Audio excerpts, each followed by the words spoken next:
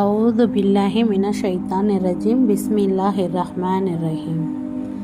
அஸ்ஸலாமு அலைக்கும் வரஹ்மத்துல்லாஹி வபரகாத்துஹு. சுவன பாதையை நோக்கிய ஒரு பயணம். இஸ்லாத்தின் அடிப்படையான விஷயங்களை இந்த தலைப்பை கொண்டு பார்ப்போம். இறைவன் இந்த பூமியில் மனித ஜின் ஆகிய இரு வர்க்கத்தையும் அவனை வணங்குவதற்காகவே படைத்தான். முதலில் ஈமான் என்றால் என்ன? ஈமான், இறைவன் ஒருவனே, அவனே வணங்க தகுதியானவன் என்று ஈமான் கொள்வது ஈமான். தக்வா, இறையச்சம். நம் தக்வா இருந்தால் நேரான பாதையில்தான் செல்வோம்.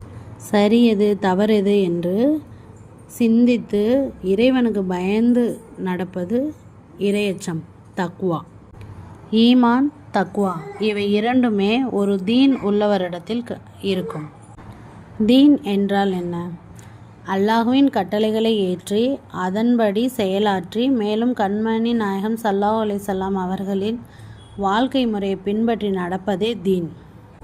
தீன் உள்ளவரிடத்தில் கண்டிப்பாக ஈமானும் தக்வாவும் இவை இரண்டுமே கண்டிப்பாக இருக்கும்.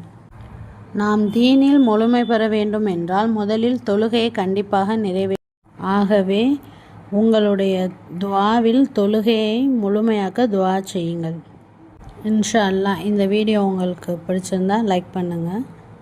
சுவன பாதையை நோக்கிய பயணத்தில் இன்னும் திக்ர் போன்ற பல விஷயங்களை அடுத்தடுத்த வீடியோவில் உங்களை சந்திக்கிறேன் இன்ஷா அல்லாஹ். அஸ்ஸலாமு அலைக்கும் வரஹ்மத்துல்லாஹி வபரகாத்துஹு.